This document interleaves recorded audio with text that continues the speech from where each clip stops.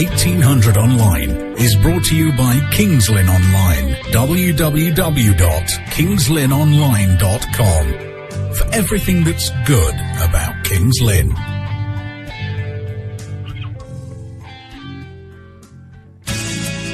Thanks to our creative partner, Spanhead Productions, a small independent sound recording company based in rural Hertfordshire. We specialise in creating content for all your podcasting needs, whether it's field recordings, vox pops, or capturing the atmosphere during social events. Spanhead Productions are on hand to take away some of the burden of editing for you. We can even help you design and manage a website for your podcast. Spanhead Productions, creative partner with 1800 Online. 1800 Online.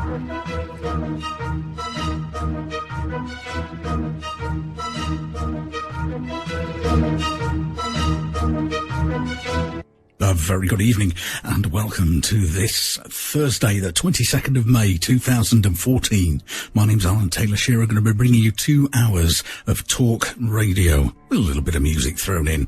As I mentioned in Rick and Annie show, thank you very much to them. Fantastic guests as well. The struggle that they've gone through to simply feed fellow human beings is amazing. But they are battling on, and it's good to hear that the charges against them have been dropped, charges that shouldn't have been brought in the first place. Debbie and Chico, thank you.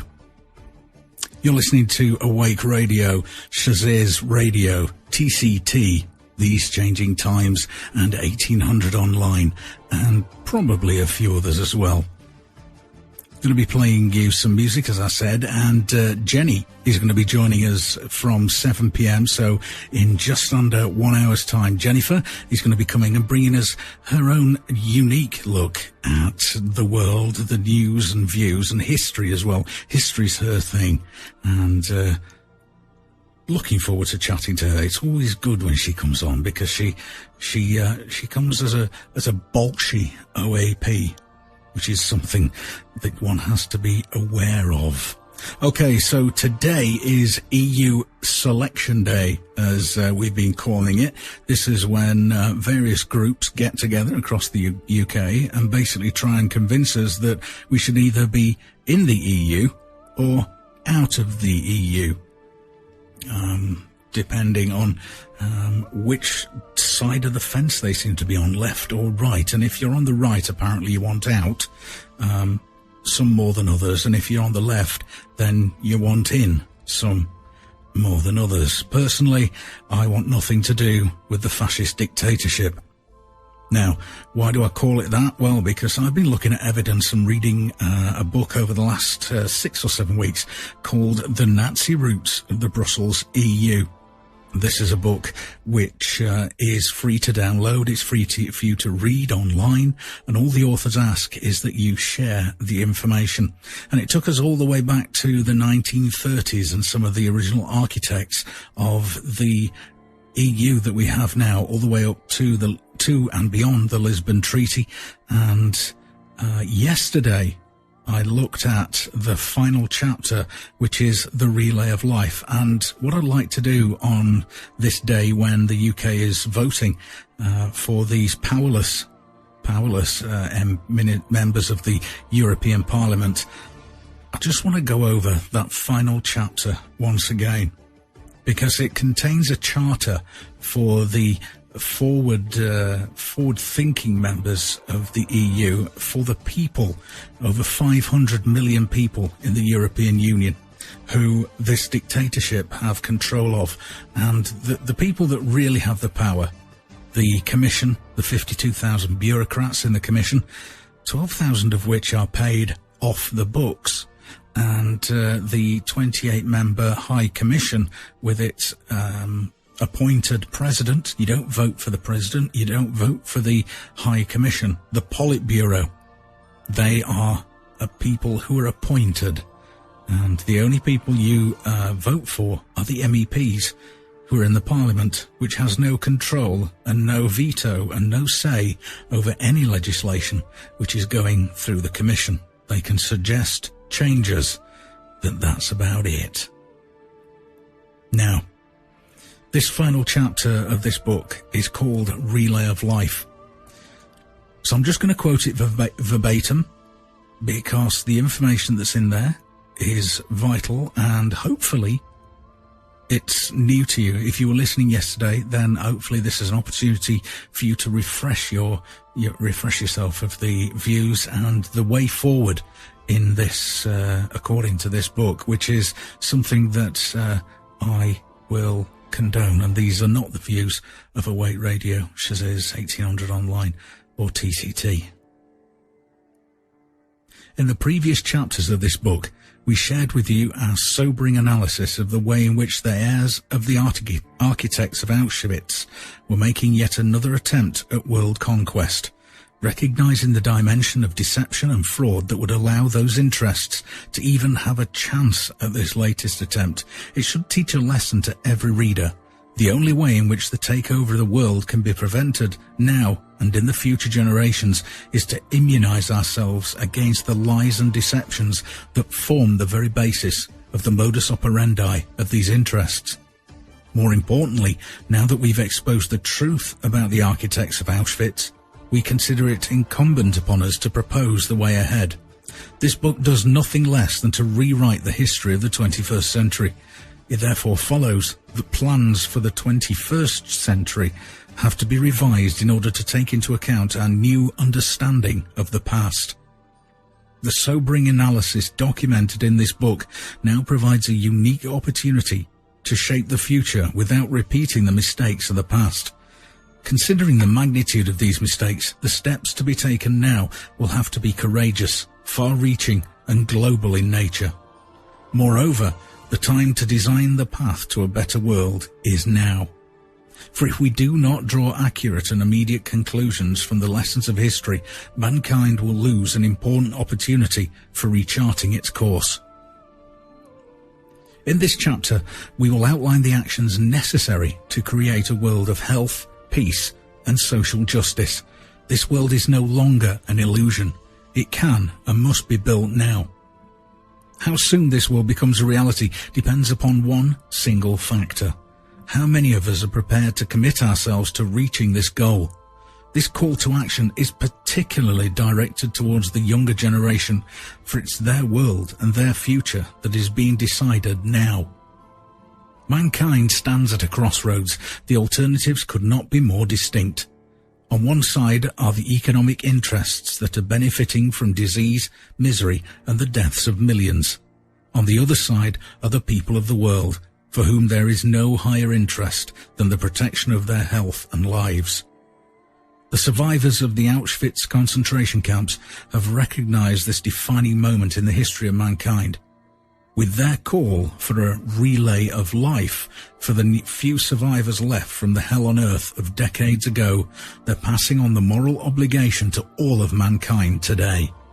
The relay of life is not just a moral obligation, but a call to action to protect life on earth in its broadest sense, and thereby creating the foundation for a better world.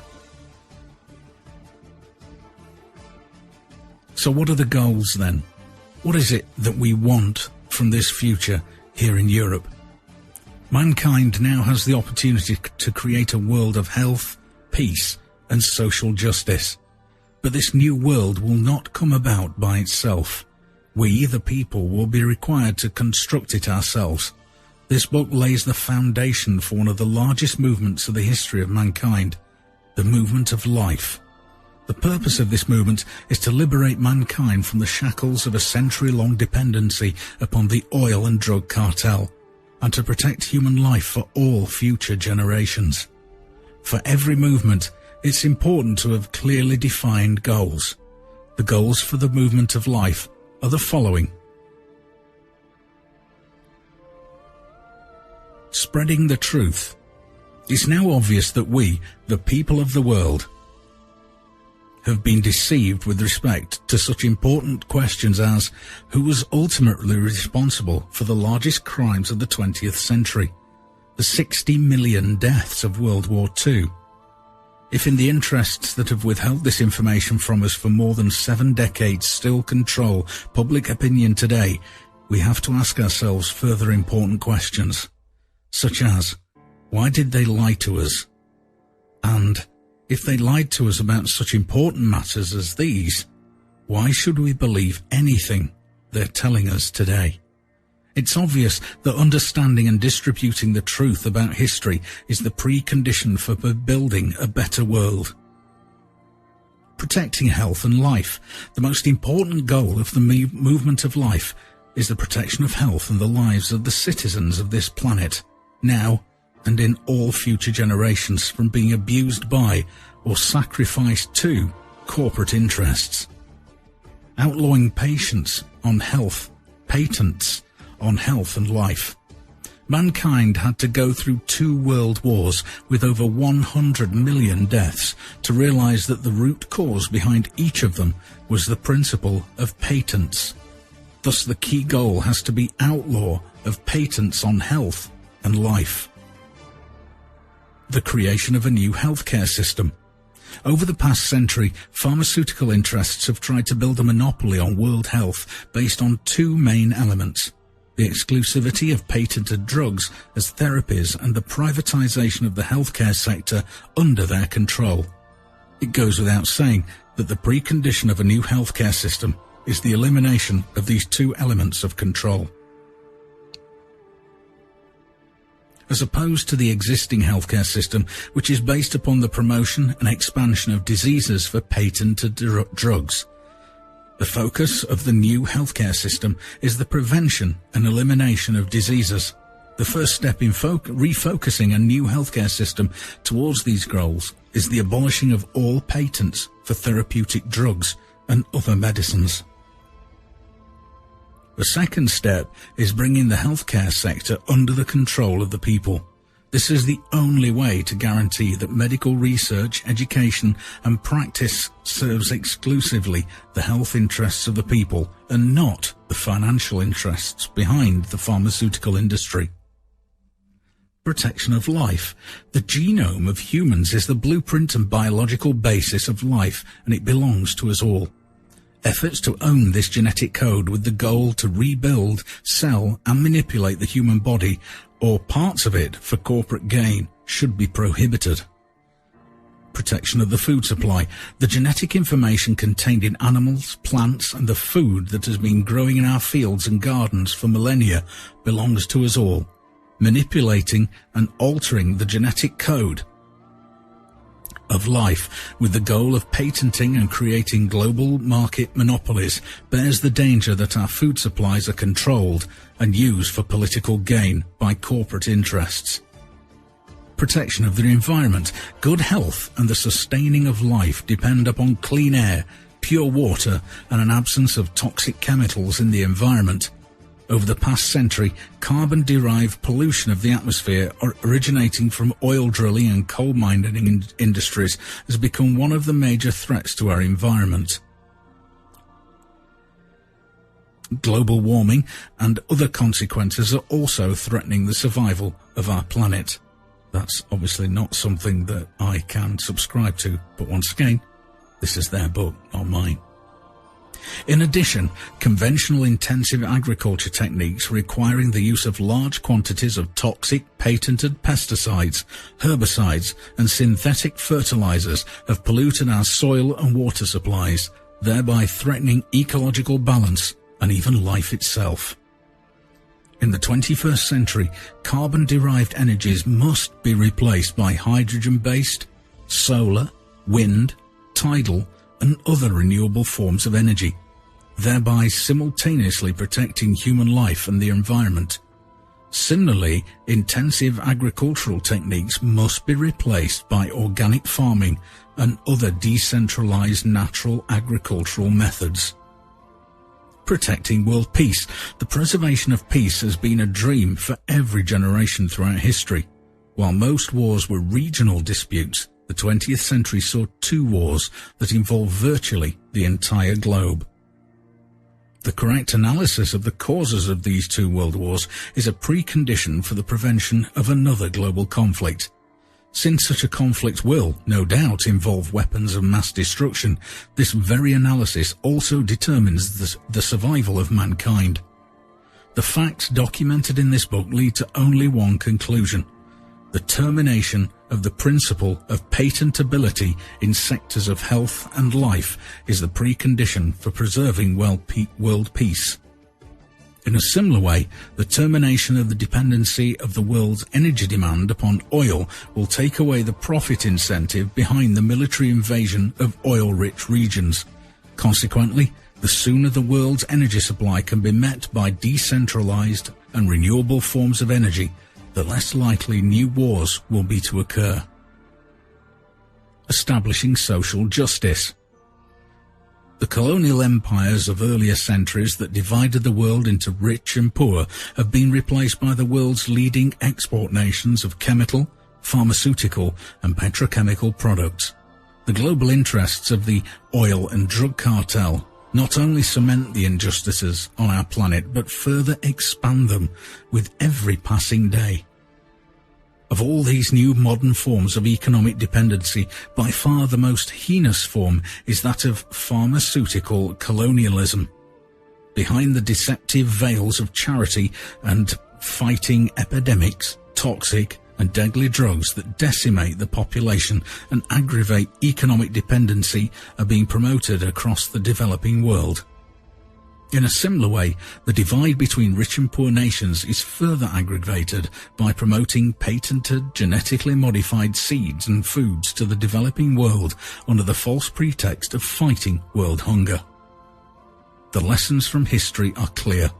As long as mankind allows the heirs of the Auschwitz architects to continue being the pawnbrokers behind today's global economic order, there will be no social justice.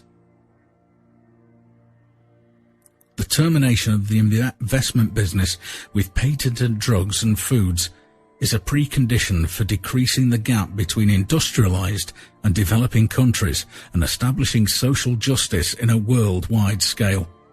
The modern decentralized technologies in the fields of health, nutrition, energy and others are the basis for economic growth in the developing world and for decreasing dependencies. Moreover, the termination of tribute payments by developing nations to the oil and drug cartel will liberate vast amounts of economic resources in those countries that can be redirected to meet the basic needs of the people, including food, health, education, and employment. We, the people, are the architects of this new world. At this very moment in history, we, the people, have two alternatives. First, we can allow corporate interests to continue cementing and expanding their monopoly over the planet in key areas of our lives. Or we, the people, take the responsibility to build this new world for ourselves and all future generations. If we leave this world to corporate interests, they'll continue their business with poverty, hunger, environmental pollution, disease and death. Of course, maintaining this world and the economic benefits derived from it can only be accomplished under a global dictatorship that allows these corporate interests to curtail civil rights and disregard the will of the people.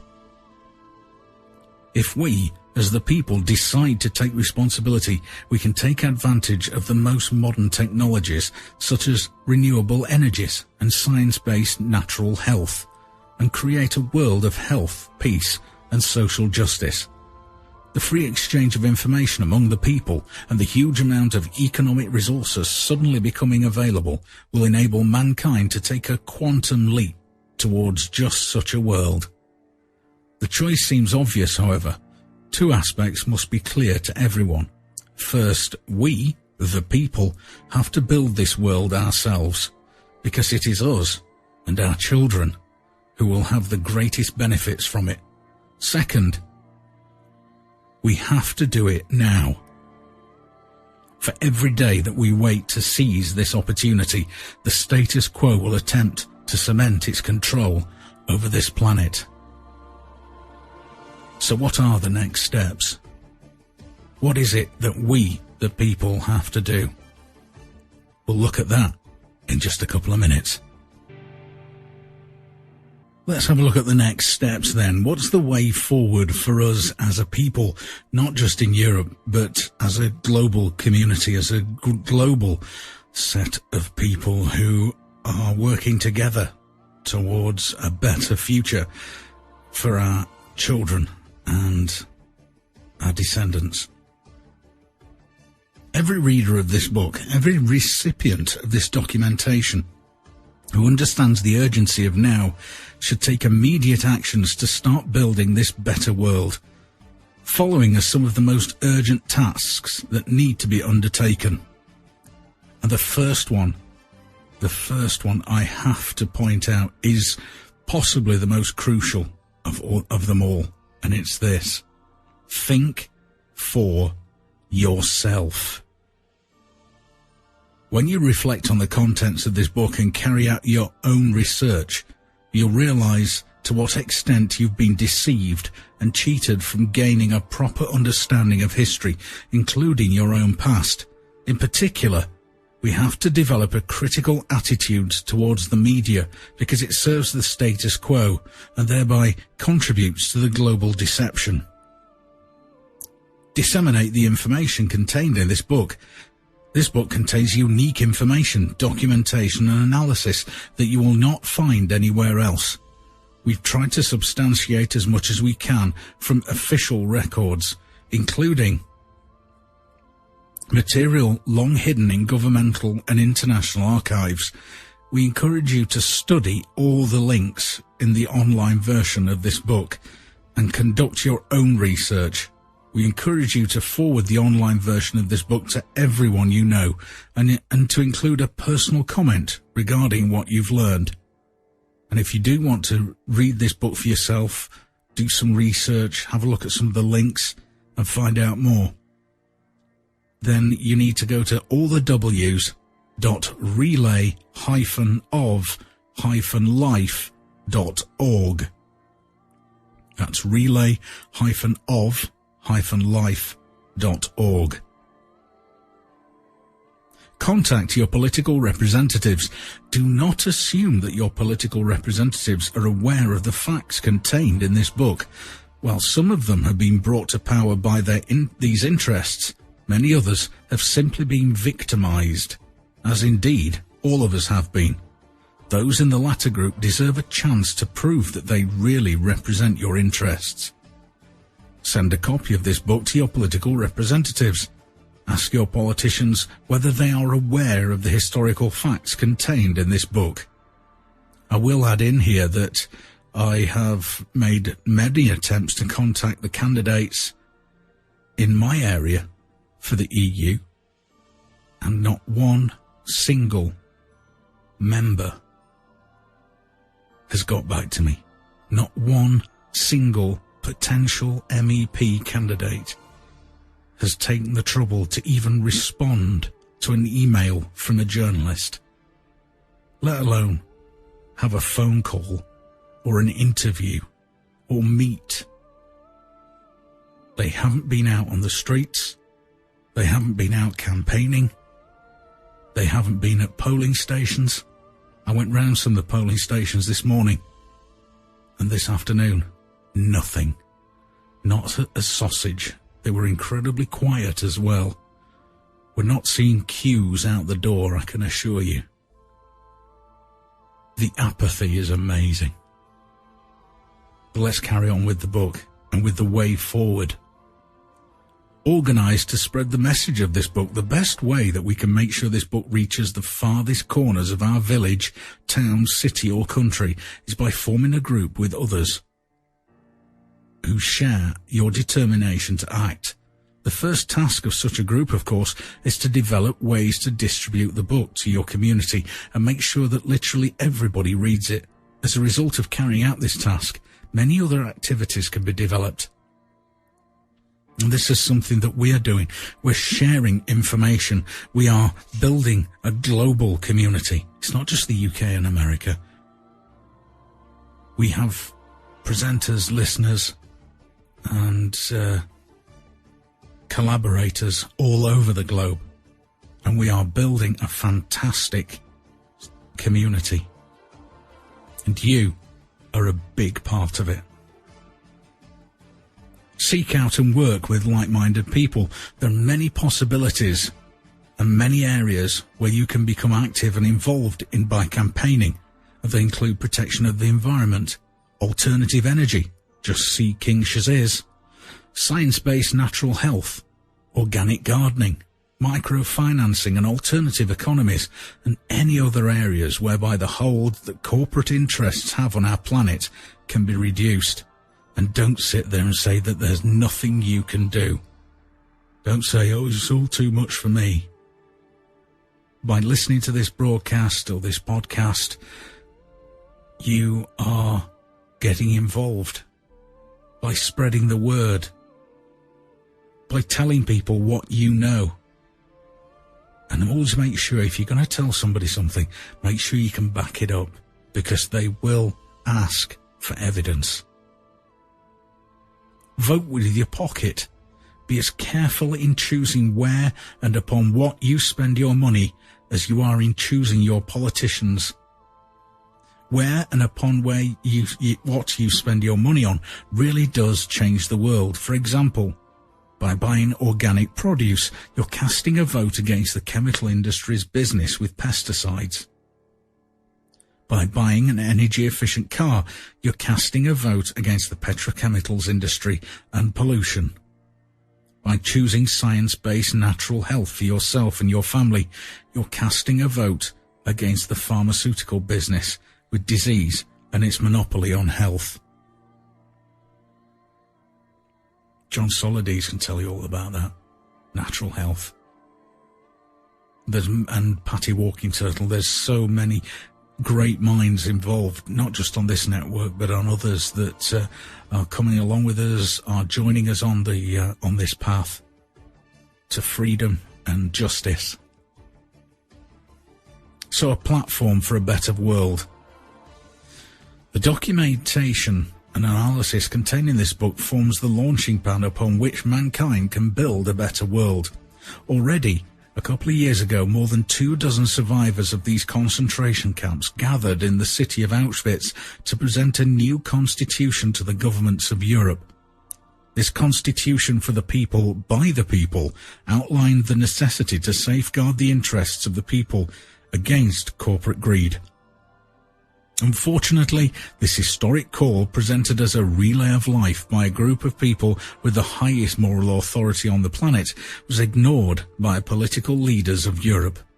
To the contrary, by signing the Lisbon Enabling Act, these short-sighted politicians gave the green light to a process that would hand over the entire European continent to the very same corporate interests that have already been responsible for 2 world wars. You remember at the top of the show, I said that the Commission and the Politburo and the President were appointed. They weren't voted for. Well, it's these massive corporate interests that appoint them. We are living in a corporatocracy, corporate dictatorship. Let's stick to that, shall we? Sometimes words just don't come out, do they? Even when you've used them many times. In this situation, we, the authors of this book, have decided to include this call in the book and spread it as a political platform and precondition to preserve democracy for this and future generations. On the following pages, we document the historic call for a relay of life towards the building of a Europe and ultimately a world for the people and by the people. As opposed to many national and regional political platforms, this intentional call can be carried by an overwhelming support from the people of the world because it carries unprecedented credibility and authority. The moral weight of the survivors of the worst crimes committed against mankind, combined with the correct analysis of the causes of 2 world wars.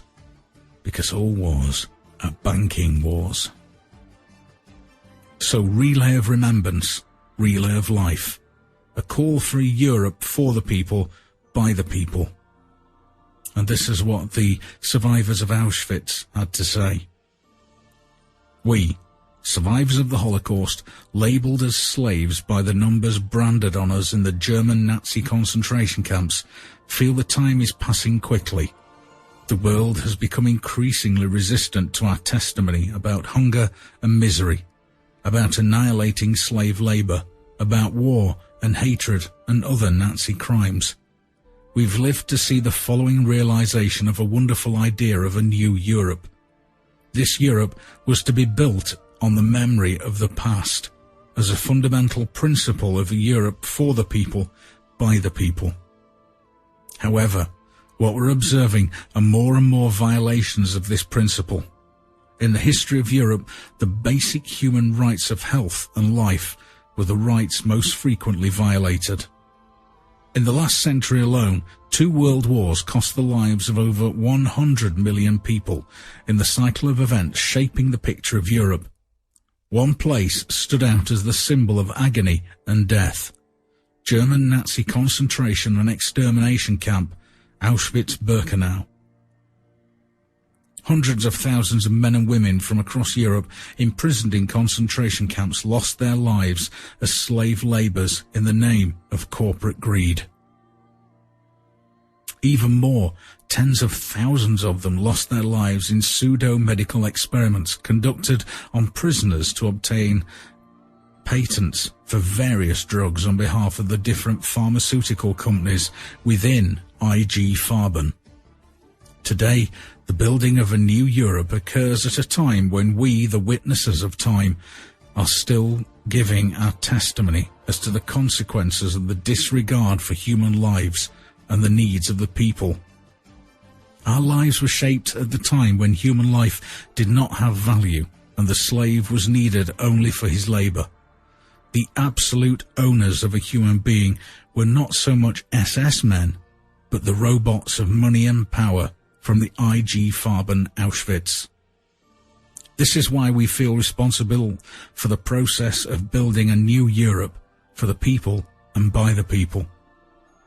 This is not an issue of political opinion. This is our call for remembrance.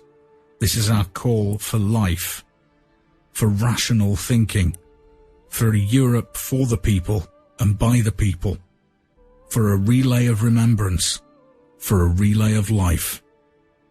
We should never allow this relay to be discontinued, even if, from behind the curtains of a new Europe, strange masks appear resembling the faces of IG Farben Auschwitz. So a constitution of the citizens of Europe. The most fundamental human rights are the rights to health and life. These rights are not only threatened by military conflicts, but also by corporate interests and their increasing attempts to exploit the human body and knowledge of it in their exclusive property and source of profits. We therefore proclaim as inalienable rights for every European the right to health. Our health and our bodies are the most valuable goods we have. They must be exploited as a marketplace. They must not be exploited as a marketplace for patented drugs or any other form of commercialization. The expansion of diseases as markets for drugs is unconstitutional. Any healthcare system based on these principles and promoting them should be outlawed. The right to life. The genome of humans is the blueprint of life and the biological basis of our existence, and it belongs to all mankind. Efforts to own this genetic code with the goal to rebuild, sell, and manipulate the human body as part of a corporate gain is unconstitutional and therefore prohibited. The right to natural food. The genetic information of all plants and the food that's been grown in our fields and gardens for millennia belongs to all mankind. Manipulation and alteration of the genetic code of plants with the goal of patenting them and creating a global market monopolies bears the danger that our food supplies are controlled by corporate interests. As with health and life, the monopolization of food leads to the control of entire societies. Such activity is unconstitutional, And the reason why these fundamental human rights are not yet universally accepted and applied is the principle of patenting. Patents are the economic instrument of inflating returns on investments for entire industries, including those industries that directly affect human life. Life must not be patented. In order to enforce this principle and protect the health and lives of this and future generations of Europeans, patents in the fields of health, life and food are declared unconstitutional. We call upon the citizens of Europe who will read this proposal, Constitution of the Citizens of Europe, to support it with their signatures. The idea of Europe for the people and by the people.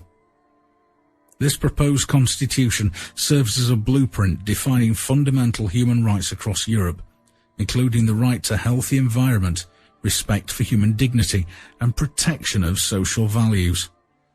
We are passing this call to the citizens of Europe. They've been the true guardians of remembrance, preserving the historic memory across generations, and will continue the relay of remembrance and relay of life. Once again, I just wanted to refresh your memory if you heard this yesterday. Because if you've still to vote in this so-called election for these, selection for these MEPs who are going to be on a booze cruise to Brussels, just think before you go and before you take that paper and before you go in that booth, before you make a mark, just think, what is it that you are supporting?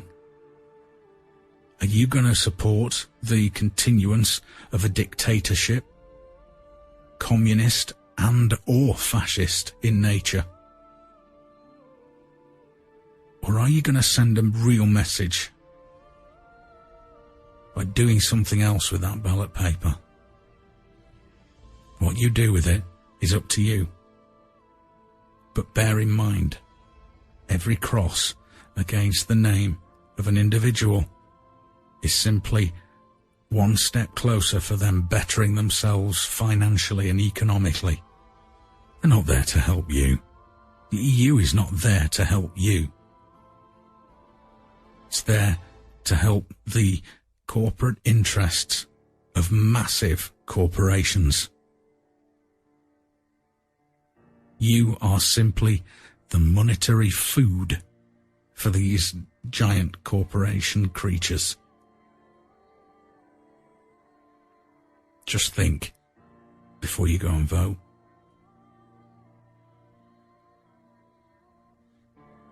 Now, Neil Foster has also been talking about the EU elections on the communitypressgroup.com. And if you head along there, it's their top story at the moment. The European elections, voting for an undemocratic institution, is the ultimate hypocrisy. When the public form part of what is called the European experiment, it makes us nothing more than lab rats under a microscope of the social engineers. Neil Foster's coming up in about an hour and a quarter, 8 o'clock. He joins us every Monday and Thursday here on Awake Radio, and you can join him after 8 o'clock for 2 hours of great talk. But Neil writes in the CPG, this is the Community Press Group, if there's one word that could be used to describe the level of interest in today's UK European elections, that word would be apathetic. However, the problem with apathy is not that it reflects the general mood of the nation's people, but rather that it reflects the general disdain and distrust of our politicians and the system they operate within. A system of secrecy, fraud, corruption and deception. The European experiment, as it is invariably called across the mainstream media, and is the ultimate geopolitical deceptions, is seen as some form of utopian dream by those in power, which, regardless of its clearly evident failures, cannot be allowed to fail. despite the abject poverty and suffering it has and is causing for hundreds of millions of people, and regardless of public opinion or the overt wishes of the electorate. The self-destruction button called apathy.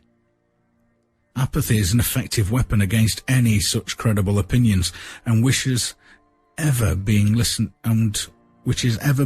to or granted as the general public take a back seat and allow political hacks within the mainstream circles to perpetuate the myth that all is well with regard to the European experiment, and that current issues affecting the continent and outlying nations of Britain and Ireland are nothing more than a minor inconvenience to the 600 million people suffering because of such problems. The problem with the project of this type, which is nothing less than a social engineering experiment, is that it requires guinea pigs or lab rats to study the effects of such an experiment, and those lab rats are us, the general population of the 28 European nations caught up in this pseudo-utopian rat trap. Of course, we're told that we have the right to elect members of the European Parliament and let them become an MEP to represent us in this palace of corruption based in Brussels. But the European Parliament is a non-representative body of talking heads, giving the electorate the perception of democracy, which simply does not exist. They have no say in policy-making or decision-making on behalf of any electorate and do little more than present ideas to the European Commission, comprising of 28 appointed commissioners with no democratic mandate to preside over any voter whatsoever. The general public have far more ideas which we could impart to the technocrats in Brussels, and it wouldn't cost us a penny. The European experiment is nothing more than a remodelling of the Politburo of the now deeply discredited Soviet Union. We are, in effect, using the democratic term voting to put in power people with no authority to represent us or to adhere to our wishes with regard to any matter of policy spewing from the mouths of unelected technocrats. We are facilitating the construction of the new European Union of Soviet socialist republics, with many of the commissars themselves former and perhaps current communists, with the prime example being José Manuel Barroso, the unelected president of the European Commission. MEPs are paid approximately £180,000 a year, including generous allowances for travel, food, accommodation, etc., which the average person travelling to work in Britain has to pay out of their income. We pay this money to 73 of these talking heads with no power or authority to do anything we wish them to do. How can the British people be so apathetic with such a waste of resources in terms of much-needed funds to run our own affairs being squandered on useless bureaucrats in Brussels, whilst at the same time paying the European Union a grand total of £55 million every day? The national debt currently stands at approximately £1.16 trillion. Do we really need to be funding a corrupt union of Soviet superstate to the tune of £55 million a day, when our country is falling apart at the seams with austerity literally killing people by the thousands? This is a European Soviet superstate which has not submitted valid audited accounts for 18 years, thus making it a criminal organisation, even with reference to its own laws. Payment to a criminal organisation is itself a crime, of which it would appear the British government and the governors of the governments of the other 27 nations entrapped in the European Union are guilty, thus making our government a criminal organisation. The general public are themselves contributing to the British government, which, by definition, outlined above, is itself a criminal organisation, making each and every single one of us a criminal by funding, through taxation, the criminal British government. We must stop paying all taxes where physically possible to ensure we remain within the laws of this country and have those arrested in Westminster who openly fund criminality on a grand scale. Now, I'm not going to say the next thing because Neil is a friend, because I consider him a close friend, a dear friend, and somebody that I would support and go out for any time. But I've got to stand by every single word in that article, because that's exactly what I've been saying for the last 6 weeks, leading up to today, leading up to the selection of the party to go on the Brussels booze cruise.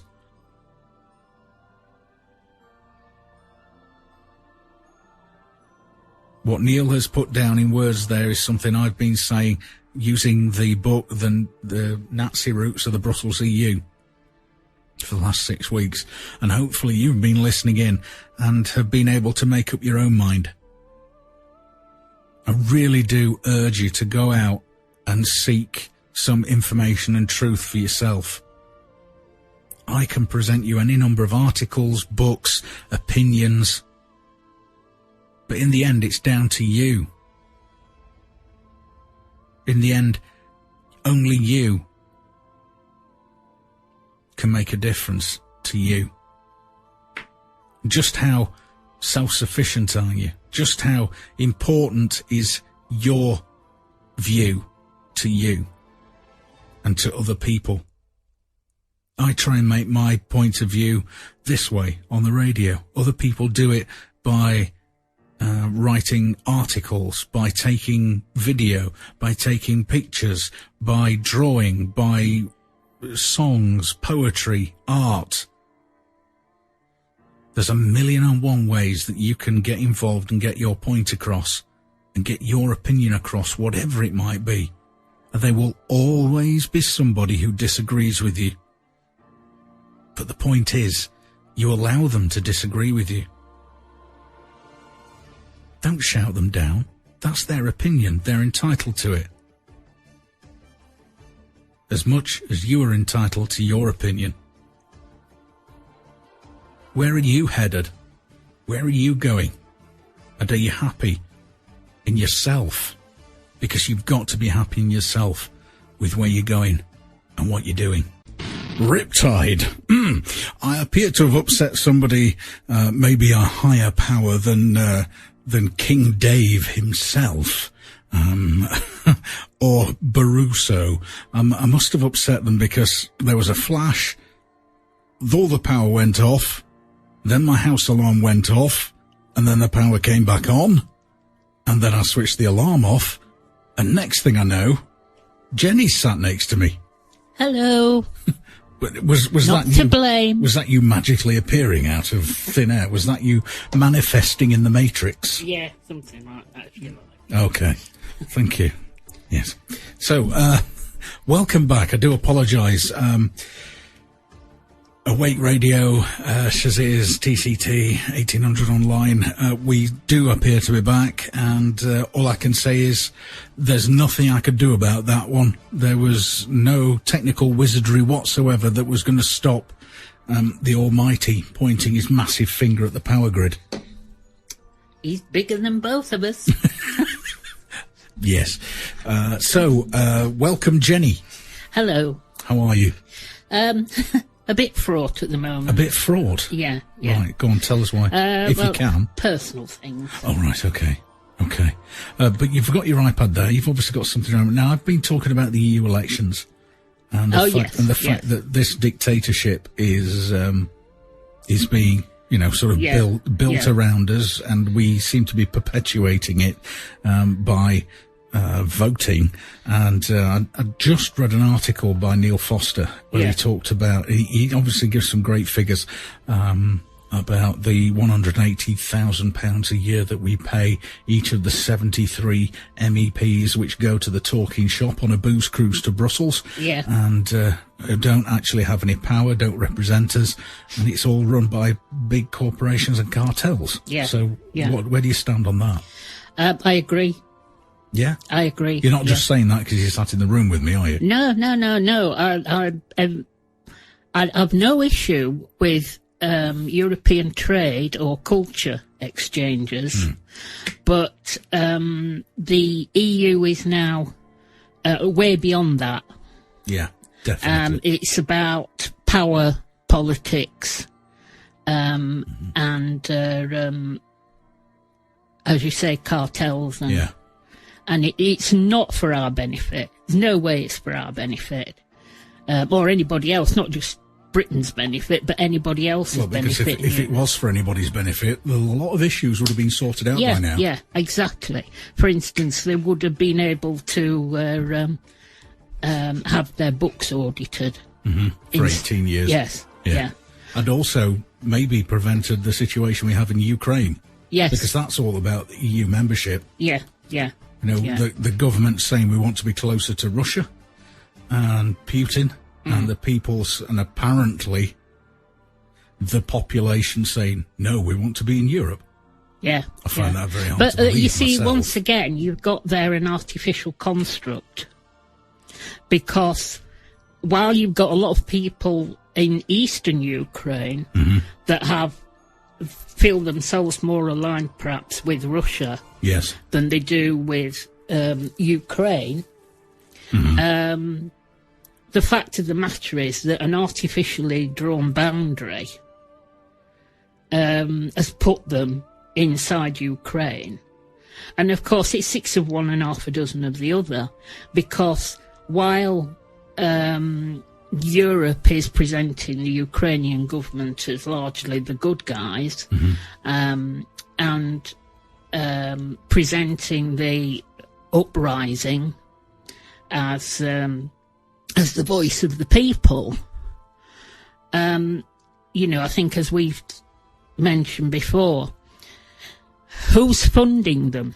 Who funded the uprising? Yeah. Because there is no way that they would have been able to rise up and take over government buildings, as happened, and a president fleeing into exile, without some guarantees or direct support from Europe.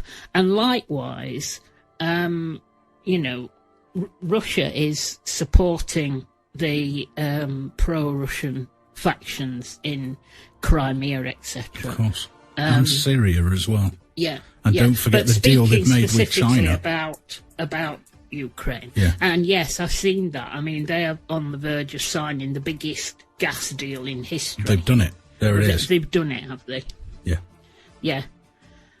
So, you know, we're really going to have the squeeze put on us now. Yeah, because now Putin is supplying gas to east and west. Yeah. Through exclusive pipelines. Yeah. And because he can turn the tap off anytime he wants. Stupid enough to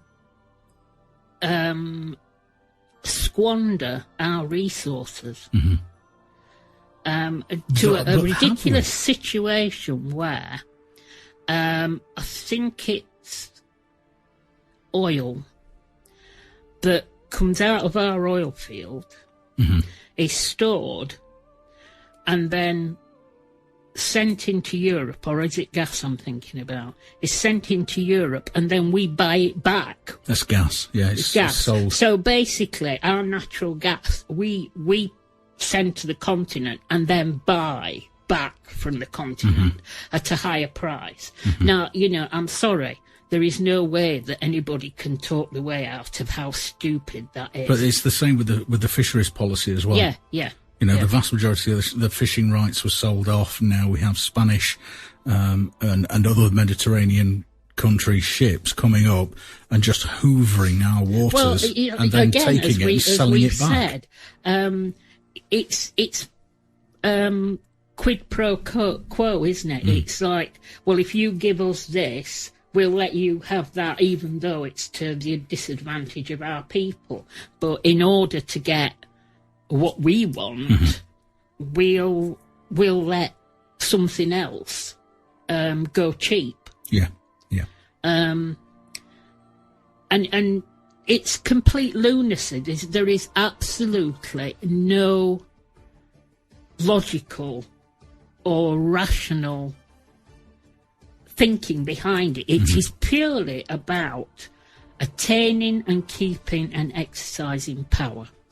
Now, what about apathy? Because something that I've focused on before, and something that Neil focused on his in his article, was voter apathy. What's your views on that at the moment? Well, I can largely understand. Again, we've had this conversation over the last couple of weeks, haven't we, about to vote or not to vote. And I'm very strongly of the opinion that... and I'm not going to ask you about your vote today because I know you won't talk about it. I won't talk about it. You know, we fought long and hard, not only to have one man, one vote, or one woman, one vote, but to have a secret ballot. And so to me, going and then discussing how you voted just seems to be a nonsense. So I never, even to my family, I never talk about how But of course, your ballot paper is recorded against your name, and the individual number that's on that ballot paper is recorded, so it's not secret because you can be tracked. You see, but you're between two stools, aren't you? That if you don't have things like that in place, then people abuse the system. I don't mind having my name ticked off. That's not an issue. If I go in there and there's a line against my name, then it's like, well, somebody's used my name because I'm me and I can prove I'm me. Yeah. I don't mind going in there and having my details checked to say, right, this person has been voted. Yeah. The thing I object to is the numbered ballot paper, which is then recorded against my name. Yeah, but once again, you see, if you don't have something like that sort of check in place, then you end up with a situation like we had in Crimea, where they were going to have this ballot, whether anybody else agreed with it or not, and ended up people were going to polling stations and going in, and there was multiple voting going on, apparently, according to the invigilators. But also, there was no way of checking that the ballot papers were actually legitimate ballot papers. But because they had, they were produced, they could have been photocopying any number of ballot papers, and they would have no. Oh yeah, I can see the issue. Balance. I can see the issue, but I'm just wondering if there's another way of getting round those issues. And I'm not saying I've got the solution, but I'm just wondering if there's another way of getting round those issues without attaching that individual ballot paper to me, so that my voting record can be tracked back over the years, all the way back to when I was 18 and I first did it. Yeah, but if somebody really wanted to take that sort of effort, but how time-consuming would that be? But let me just say that every vehicle journey is tracked and monitored all the way back to something like 1997. Yeah, but that sounds. I understand where you're coming from, but the actual reality of somebody wading through all that bump. But they don't need to wade through it, do they? It's all data recorded, and then it's searchable. They've got to have a legitimate reason to want to do that. But this is their legitimate reason, because we're speaking out against them. Well, perhaps so, but we're not breaking the law. Yet. Well, yeah, exactly, yet. Or are we? Are we actually? Because the gagging law and the lobbying bill, you're not supposed to discuss anything political in the 12 months leading up to an election. And clearly we are. Yeah, but we're not telling people. We're breaching the... We're not telling people how to vote. No, but it doesn't matter. If you discuss a topic if you discuss any topic which could be seen to be giving an advantage to one side or another, or disadvantaging one side or another, then you're in breach of the lobbying bill. the gagging law, as it's been called. That's got to be tested in a court, hasn't it? Yeah. I mean, that's often how these things are actually finally decided, because somebody's taken to court, and it's what the court then decides in terms of whether the law's actually been breached or not. But to get back to what we were talking about, my concern with voting is that, as I've already said, I believe that people should go to vote. Now, whether to make it compulsory like they do in Australia, I'm not sure. But what I've sort of propagated this time is that rather than people not voting, which is basically not recorded, if you don't feel that you can vote for any particular candidate, and it's a very long ballot paper, at least it was in our particular constituency. There was over 10 or 11 candidates? Yeah. If you can't find, if there's nobody on that ballot sheet that you feel you can honestly vote for, then spoil the ballot paper, because the ballot paper then, it goes in the box and it has to be counted, and that number of spoiled ballot papers has to be recorded. Whereas if people don't go to vote at all, they basically render themselves invisible, because who knows, who cares? But whereas, if you've got a constituency with a high proportion of spoilt ballot papers, that in itself is sending a message.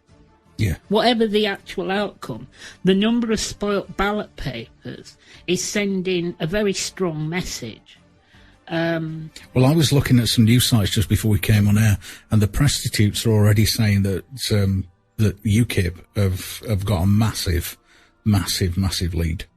They're already predicting that. Yeah. Which to me sounds like, well, it's all set up and ready to go, isn't it? Well, Nigel will get his position back, and then he's going to be Deputy Prime Minister. Well, because they do well in the European election. Well, then that then goes forward to say they're going to do well in the general election. Have done well in European elections for quite a while now, but that's not been reflected in national elections up until now. But I think their profile has been changed to such a. Now, I'm not supporting UKIP, but I'm just pointing out the fact that their profile has been raised. Yeah.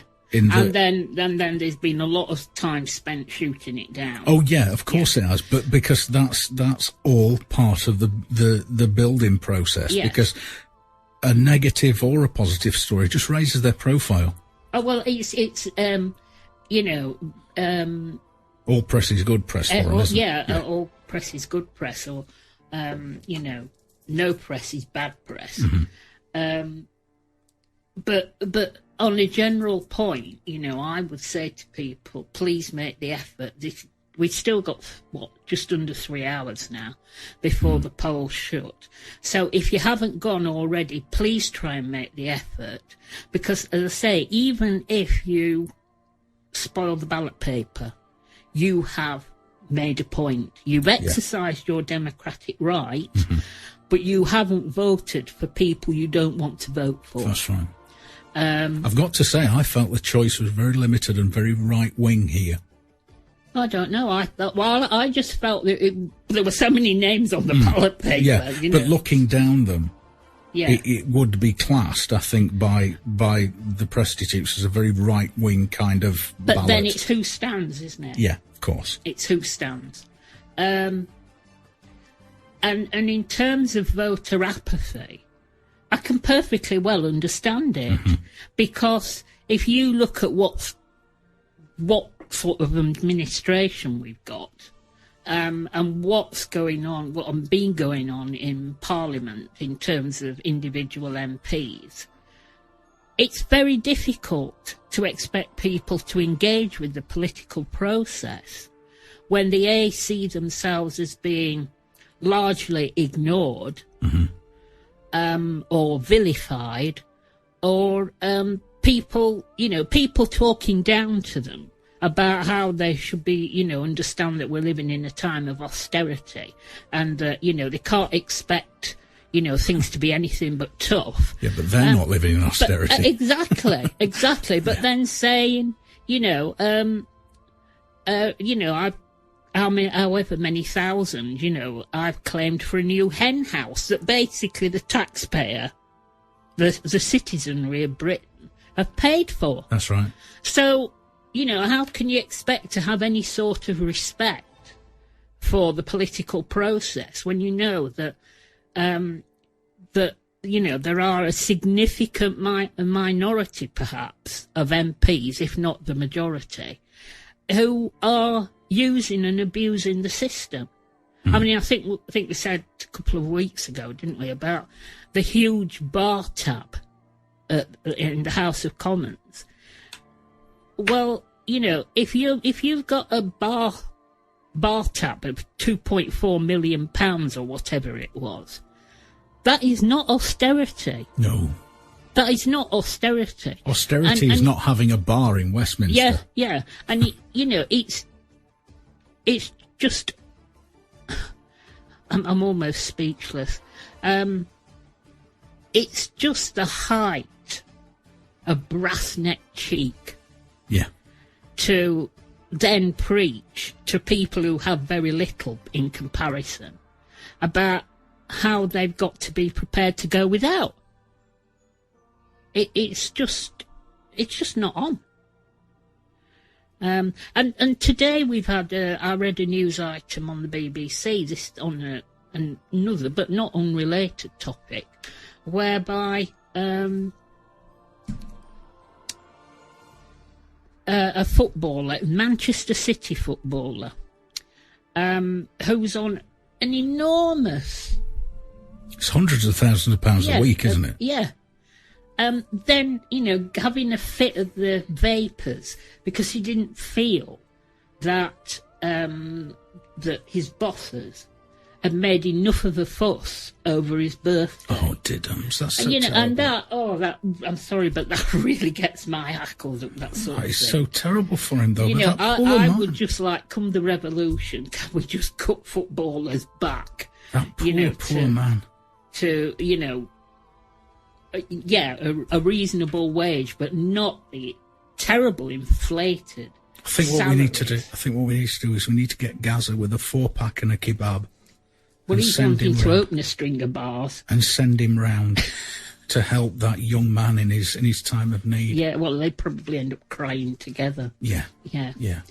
Not that I have any problem with men crying, but when there's an element of self-pity in it, I've cried a lot over the last few years. I think I've cried more over the last few years than I ever did before. Yes, yeah, perhaps so. But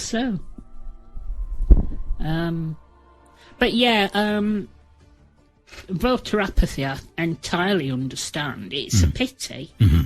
It's a great pity because, in effect, there are, 650 of them now, is it? Around about that, 650 something. And there is 65 million of us. Mm-hmm. What odds are they? And yet we let these people screw us over. Yeah, every single day. Yeah. But, well, all you can keep doing is crying in the wilderness, because eventually somebody somewhere will I don't think we are crying in the wilderness, here. I think... It's getting people... It's getting people to feel that they can make a difference. Mm-hmm. And we know that, the enemy, however you wish to perceive that enemy, one of their key tools is divide and rule. Yeah. And we need to try and get beyond that and people to feel that putting the community first, putting the country first, and I'm not talking about in jingoistic terms, but putting the community first we can work together despite other differences. Mm-hmm. The problem is that you've got to come at it with the right motivation, that it isn't about massaging your ego or inflating your ego or satisfying your ego. It's about, I was talking to somebody earlier today on Facebook about this in a different context. It's about doing the right thing for the right reason. Because if people simply feel that they're swapping one set of wheels and cogs for another set of wheels and cogs, of which, they're only a very small one, and they don't, they can't make any difference or don't feel that they have any influence, then people do get disillusioned. They do fall by the wayside. They do feel that they're just not getting anywhere, and therefore they can't expend any more effort in that particular area. But if we could just all get our heads round that, whatever our other differences, if we don't want to be treated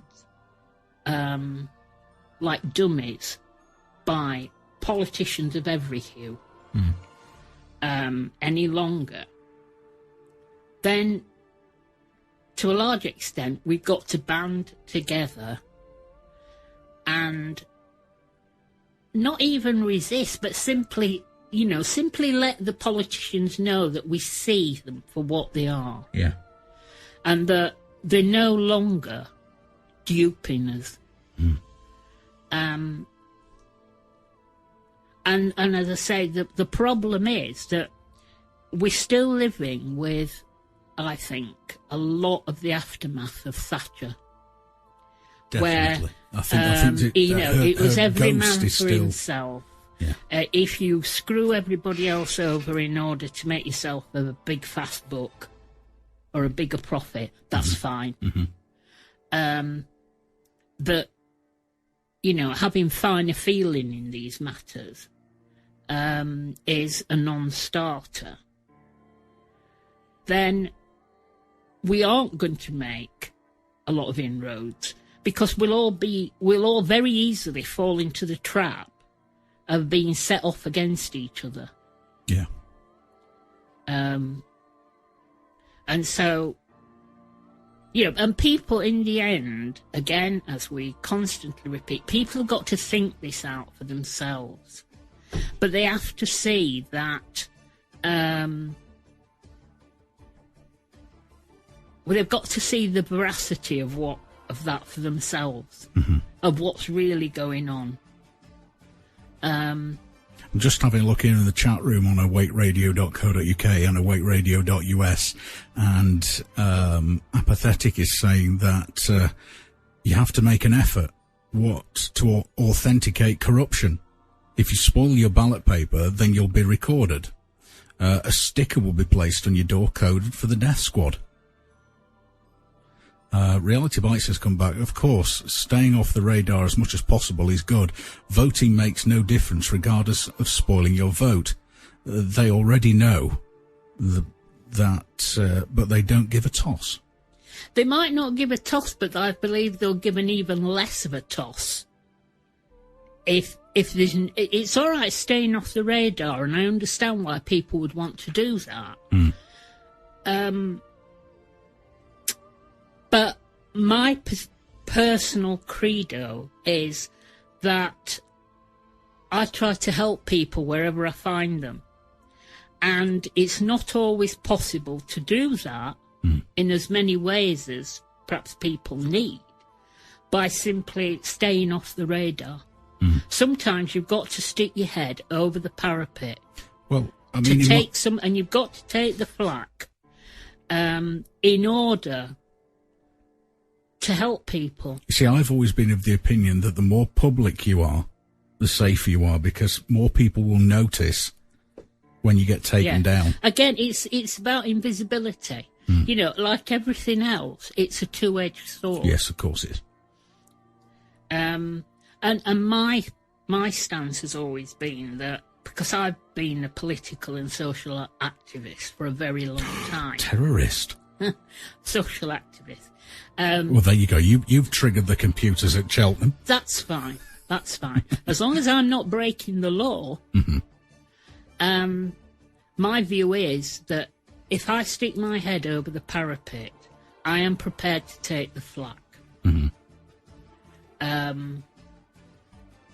Because I'm exercising my civil right, and that also involves civil responsibility. And like everything else, it involves a danger as well. Yes, of course. Now, Reality Bites has also made the point that we don't even know if they're breaking the laws, if we're breaking laws, because we haven't read the 90,000 plus laws added after the fraudulent Lisbon vote in Ireland. 90,000 plus laws. Yeah, but I'm talking about things like the Bill of Rights. Are you talking about the Magna Carta that's been repealed by Lisbon? I'm talking about... Yeah, but we didn't repeal it. No, the but people haven't repealed it. No, but the Lisbon Treaty has repealed it. I'm telling you that we have not... we, the people, have not repealed Magna Carta. We have not repealed the common law. What our government's done in our name is one thing, but we have not voted. We have not been asked, nor have we voted, to repeal the Bill of Rights. No, I quite agree. And that Bill of Rights still stands. And common law still stands. Whatever the government would like us to think, common law still stands. And more than that, more than any of that, is you know what's right and what's wrong. Yes. And in my book, as I said, you do what's right because it's the right thing to do. Now, if that does not chime with European law, hard cheese. But I'll take, what I won't do is, I will, if I found that I'd been in breach of the law and I was prosecuted for that, I would take my medicine. What I wouldn't do is turn round and say that somehow the law didn't apply to me because I had got a higher moral right. I've got morality on my side. I am prepared to do what I believe is right and take the consequences. And I'm not prepared to say, to go into court and say, as some people do, who break the law or choose not to obey the law, they go into court and say, well, I'm taking the moral high ground, so therefore the law doesn't apply to me. My view is, the law applies to me as it does to everybody else. And therefore, if I have to take my medicine, I will take my medicine. Let me just read you, because talking about Lisbon and Magna Carta, there's obviously a section of the book, the Nazi roots of the Brussels EU, and it says this: of all the proud histories of freedom and independence in Europe, that totalitarian rule under the Brussels EU would bring to an end the termination of the centuries-long history of liberty and self-government in Great Britain must surely rank as one of the most tragic. To the people of a country that has twice played a critical role in preventing the chemical, oil and drug cartel from conquering the world and delivering of Europe into the very hands that caused 2 world wars, is an event that even 1 million of their brave ancestors gave their lives trying to prevent. Unbeknownst to many British people, however, the Brussels EU's so-called European arrest warrant, passed in 2002, has repealed habeas corpus. Similarly, the Lisbon Treaty repeals not only Magna Carta's protections against arbitrary and capricious rule, but also the very sovereignty of the British Parliament. Yeah. So, those 2 documents... but I'm still saying to you, we have not voted against those or for them. But our leadership in Westminster did. So on our behalf, they have voted in the Lisbon Treaty, and but without our support. Well, it doesn't matter because they've done it, whether we support it or not. Yeah, I understand where you're coming from, but what I'm saying is that the right way to go about it is to do the will of the people. But that goes against European law, which means you're breaking the law. Well, I've just said to you, if I, by doing what I believe to be right and breaking the law, then I will have to take my punishment. But I could not obey the law but do what I believe to be wrong. Because that's the dichotomy, isn't it? It's that, you obey the law, but you don't obey, what you believe to be right. See, the new law of the land is that the European Arrest Warrant, 2002, repeals habeas corpus, and the Lisbon Treaty repeals not only Magna Carta's protections, but also the sovereignty of the British Parliament, and introduces 90,000 plus laws, which we can't possibly know whether we've broken them or not. So I understand where you're coming from the moral point of view, and also the point about taking the moral high ground and saying, "Oh, your laws don't apply to me," because they apply to everybody. Yeah. But what I'm saying is that the basis of your ethical beliefs in right and wrong has been totally and utterly wiped out by these two documents, which, although we didn't vote for and we didn't support them, the members of our government at the time did vote for them, and therefore they signed us into that. Yeah. So your moral basis and your moral high ground has completely gone. No, it hasn't. It hasn't. But what I'm saying is, no.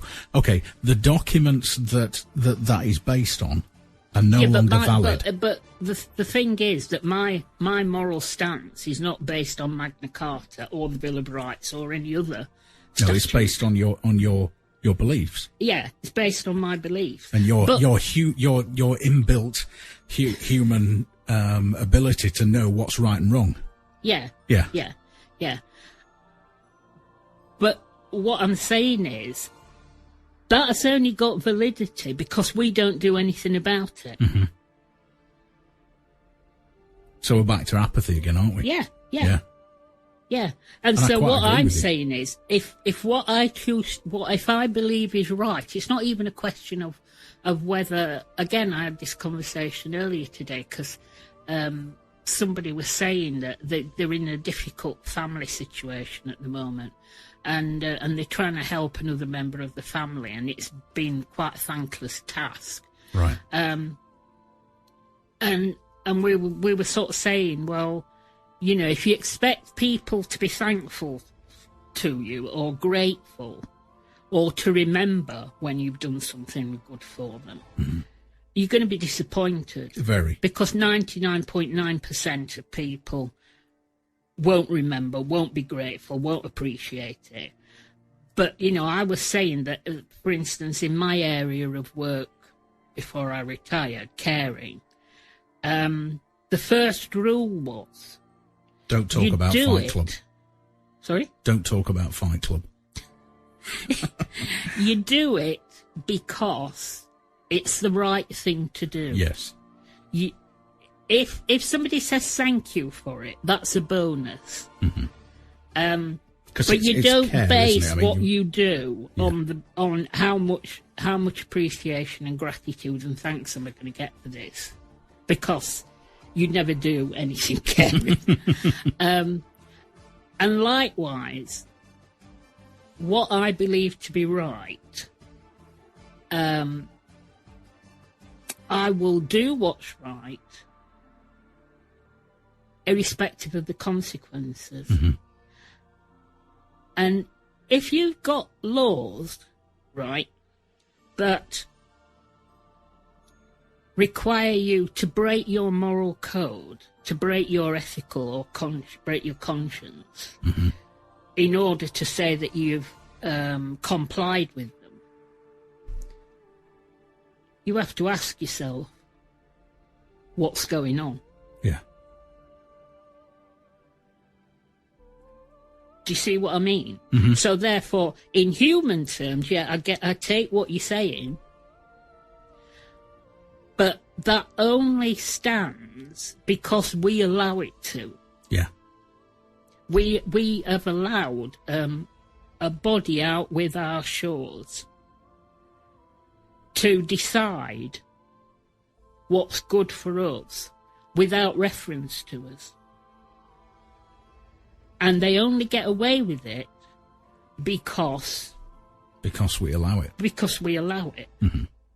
Because we're apathetic about it, or we won't speak up or stand up or whatever. Now, this was something that was one of the things that was buzzing around my mind when we were listening to the guest that Rick and Annie had on earlier today in Shake and Wake.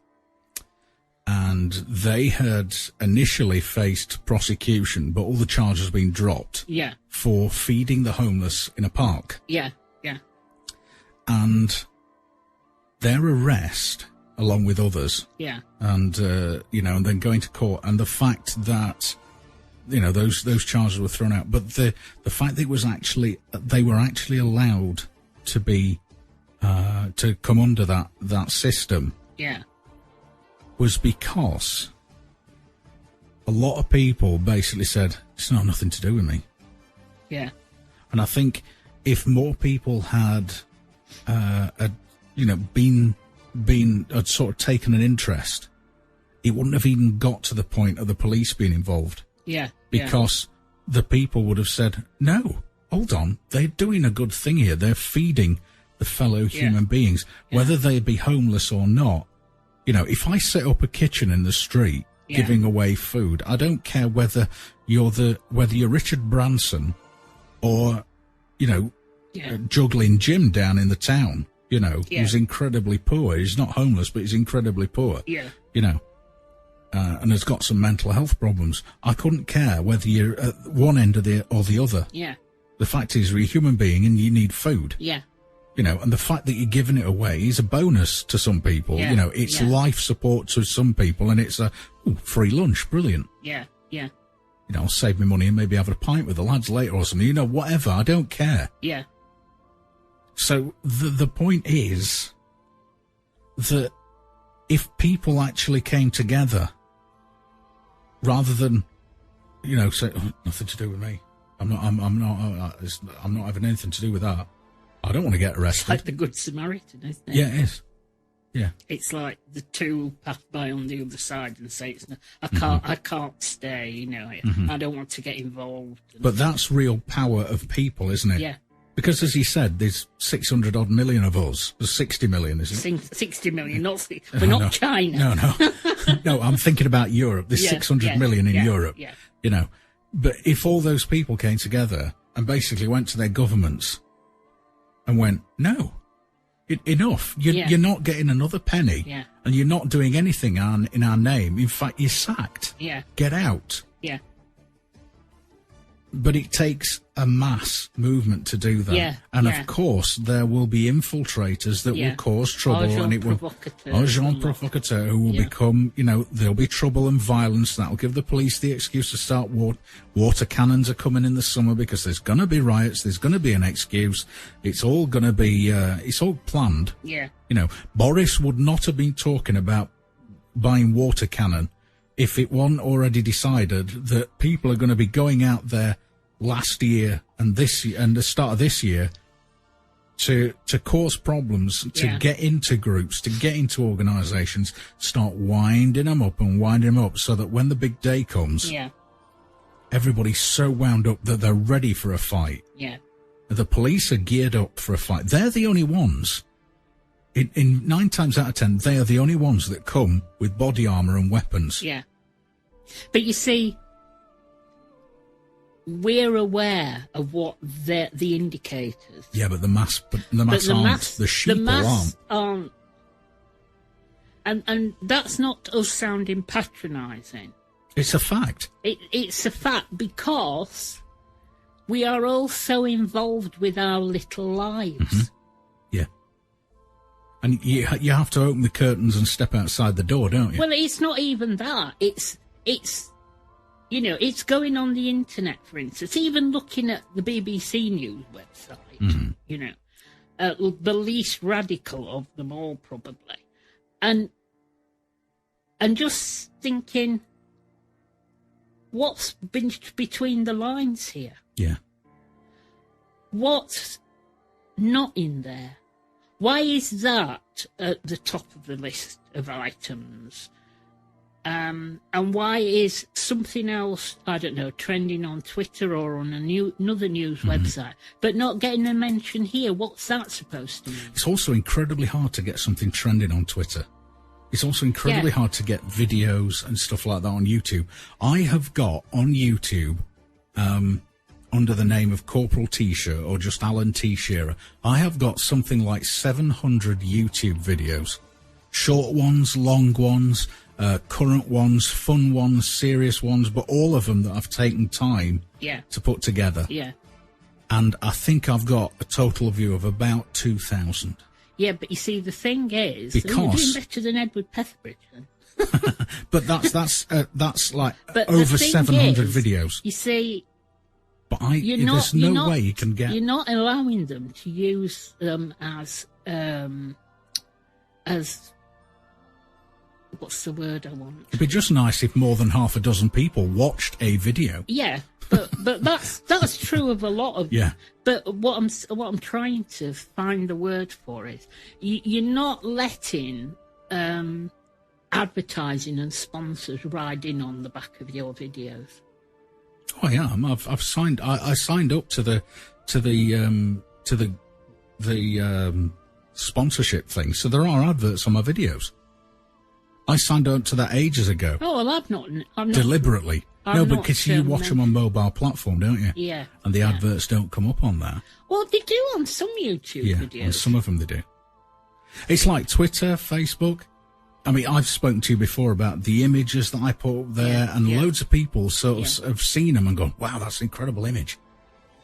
Yeah, 6 people look at it. Because you get a little count of who's viewed it and everything. Yeah. And you think, well, 6 people. And then somebody else might put a picture up, and it's got thousands and thousands and thousands of hits, and you're going, what have they done? Who do they know? What have they said? Them. Well, this is it. Yeah. But is that what you really want? No. I just want to create, it's like this. Listener numbers are of no interest to me. I just want to be able to sit here and do it. Yeah. And I do. Yeah. So that's fine.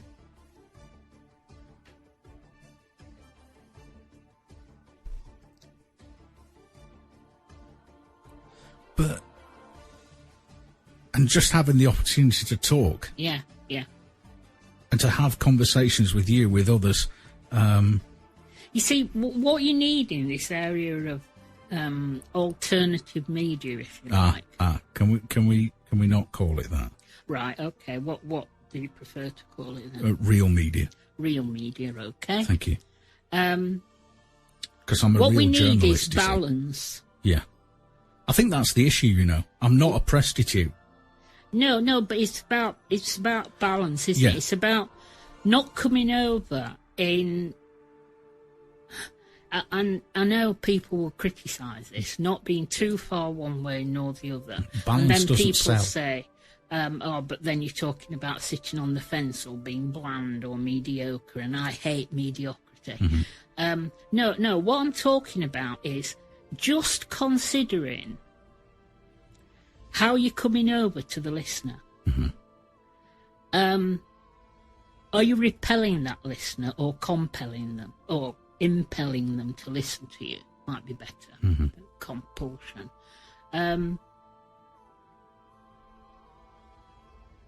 very often, sadly, as I've just said, balance gets mislabeled. It doesn't sell, does it? Blandness. It doesn't sell. It doesn't sell. Being able to see the other side of the story. And putting things in perspective does not sell. Nobody's interested. No, because people want to be they want to either be... They want to be made angry or to be made angry, or to be made deliriously happy, or to be... Instant gratification. Yeah, it's instant gratification. Yeah. Whereas life really is not about those extremes. Yeah, because if you imagine, if you take away all the technology, yeah, take away the computers, the cars, the aircraft, take away the houses, and put people in a rural situation or fend in for themselves. Yeah. And life has other interests, doesn't it? Yeah. Like, how am I going to feed myself? Yeah. And where am I going to get water from? Yeah. They become really, really important. Now, we have those things handed to us on a plate, don't we? Yeah. So we're able to become fixated in other things. Yeah. When you take those other things away from people and you actually sit somebody down, once they've got themselves something to eat and they've got they've got a bit of shelter, maybe made a fire, what do people do? They sit round the fire, don't they? Yeah, yeah. And what do? Start thinking, don't they? Yeah. They start thinking. And when people start thinking, they become creative. But they also become very dangerous. Afraid to think. Yeah. They're afraid because they're afraid of what the outcome of that thinking process might be. Because once you've thunk it, you can't unthink it. That's right. And a lot of people are afraid of that. Because if they think it through, and they come to the sort of conclusions we have, the next choice is, all right, do I do something about it or not? It's and like if you don't do something about it, the problem is that then you can't have any peace with yourself because you've thought it. That's right. You've come to a conclusion. Now, and then you say, no, I'm not going to do anything about it. So, Now, I had an experience very much like that on Facebook, on the Fight Book. There was that situation with that young girl was saying, I'll have an abortion to get on Big Brother. Do you remember that story? Yeah. Well, I put something on Facebook that basically, she was incredibly stupid. Yeah. And the reality of abortion is terrible. Yeah. And I put a link to a YouTube video which goes through a late-term abortion. Yeah. And I labelled it. Yeah. But that got banned. Yeah. I got vilified on Twitter, on Facebook. I was scorned by loads of people. Yeah. I was shouted at, told off, and any other kind of descriptive you can think of, because I presented them with the reality of it. Yeah. Because generally, young girls today will say, or might think to themselves, well, if I get pregnant, I can have an abortion. And it's just become just another procedure to a lot of people. Well, because in common with a lot of things with young people, you don't project.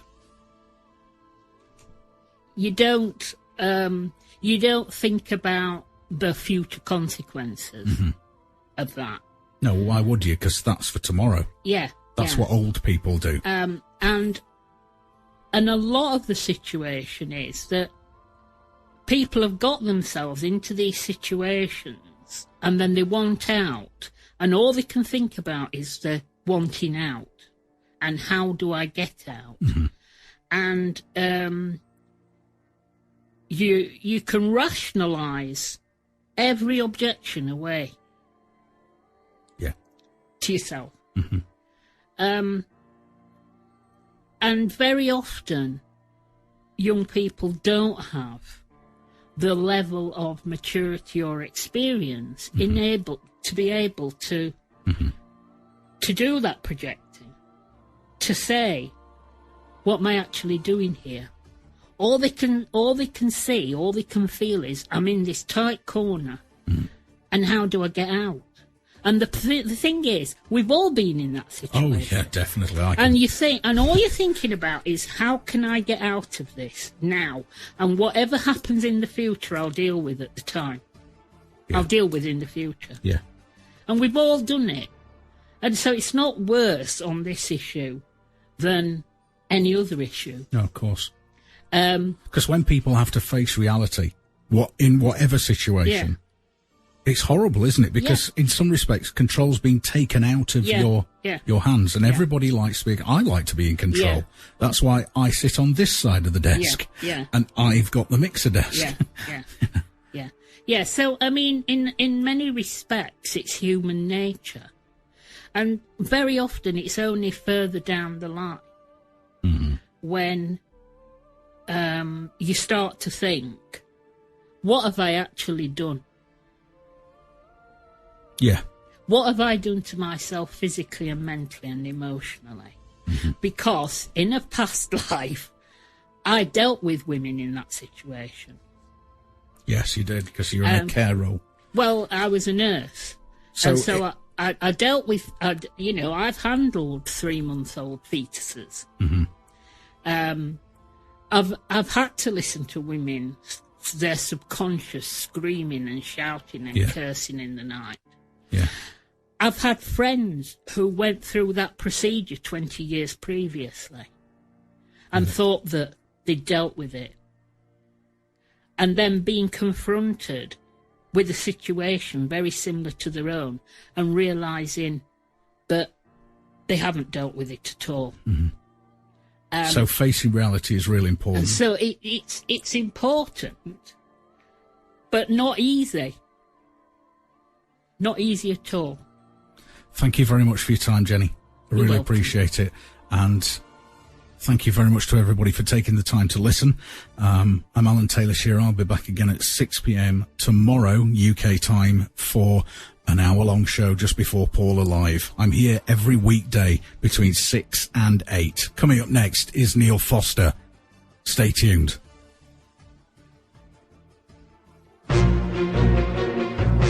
1800 online. It should be on every TV station all day.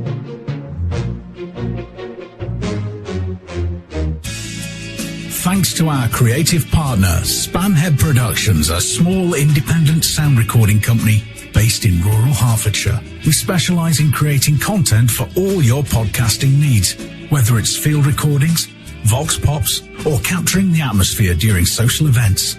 Spamhead Productions are on hand to take away some of the burden of editing for you. We can even help you design and manage a website for your podcast. Spamhead Productions, creative partner with 1800 Online.